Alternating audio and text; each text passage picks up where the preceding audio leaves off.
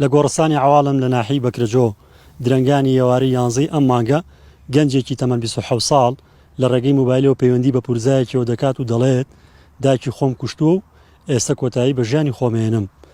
بەر لەوەی هێزانامنیەکان و کەسوکارەکەی بگەنە سەری لەم گۆڕستانە گەنجەکە کۆتایی بە ژیانی خۆیەناوە. لەم راپۆرتەدا وردەکاری چۆنێتی ڕووداوەکان دەخەمە ڕوو. لەگەڵ ما بن. پرسەی دایک و کوڕەکەیە کە سوکارەکەی دەڵێن پێشەوەی خۆی بکوژێت بە ماوەی 24 کاتژمێر بەر لەوە دایکی کوشتووە و کەس پێی نەزانیوە. دایک و کوڕ لە خانوویەکی کرێدا لە ناحی بەکرەجۆ نیشتەجێ بوون و باوکیان لە شەڕی ناوخۆدا شەهید بووە. کوڕەکەیان دوکانێکی لە فەفرۆشتنی هەبووە لە گەڕەکی ڕاپەڕین و ماوەی 3 مانگە بەوەی بێبازاڕیەوە دوکانەکەی داخست و بێکار بووە. تەنها ئەوە بووە نەیویستوە دایکی دوای ئەم ئازار بچێژێت، تەنانەت لە نامەیەکە ئەوەی نووسیوە کە داوای لێبوردنەکەم تۆم کوشتووە بە دایکی ئەڵێت نەمویستوە دوای من تەنهابی و ئەمێ تۆ لەگەڵ خۆم ببم. تەنها ئەمەی جێهێشتوو. 2 مانگە ئیشی لە دەزیا و لە ماڵ و دانیشتۆ ئەکرێ ئەمە وەکو بڵێن تەفسیری بنەڕەتی نییە بۆ بابەتەکە، بەڵام ئەکرێ ئەمە کاری لەوە کرد بێت بێ ئیش بوو بێ پارە بووە ئەم ڕووداوی لێ دروست بوو بێت. لە هەفتەی ڕابردوودا 5 حاڵەتی کوشتن و خۆکوشتن لە سلێمانی ڕوویانداوە. لەوانە شەوی 18 سەرنوێ ئەم مانگە لە گەڕەکی تافگا هاوڵاتیەک بەچەکەوە چۆ سەر ماڵێک و ژنێکی کوشت کە خاوەنی 3 منداڵ بوو. دوای ڕووداوەکە پۆلیس تۆمەتبارێکی دەستگیر کرد کە دەرکەوت برای ژنە کوژراوەکە بووە.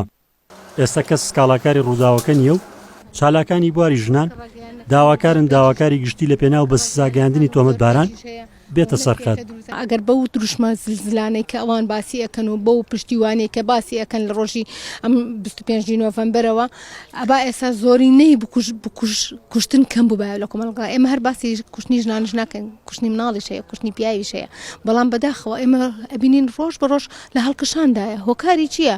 ئەی نابێ ئەم دەسەڵاتە بپرسێ هۆکاری ئەم کوشتانە چییە؟ نابێت دراسی لەسەر بکات. دروشمەکانیان زۆر گەورن بەڵام کردەوەکانیان زۆر کەمە. پۆلیس زۆربوونی ڕووداوەکان بۆ بوونی چەکی بێمۆڵەت دەگەڕێننەوە و دەڵێن سەرباری هەڵمەتی دەست بەسەرداگرتنی چەکی بێمۆڵەت کەچی بازرگانی نایاسایی بە چەک و کڕین و فرۆشتن پێوەی هەر بەردەوامە. تا ئێستا شەندی قاچاقچی و کەسی نەفز نزم قاچاقچێتی بە چەک و بە سیلاح و کە ئەمەش خۆی تاوانە بەڕاستی تۆ چەکێکە پێ بە کوڕێکی 18 ساڵی بفرۆشی ئەگەر خۆشی پێنەکوژی تاوانێکی پێوە بکە دەرەنجام ئێمە بیگرین و بڵێ لە فڵان کەسم کڕی ئەو تووشی ئیجراعاتی قانونیە بێ.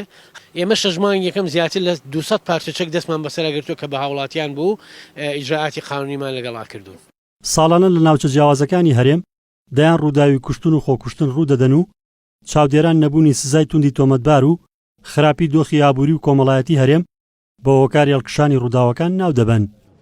ڕزگار جەبار کێنێن سلێمانی.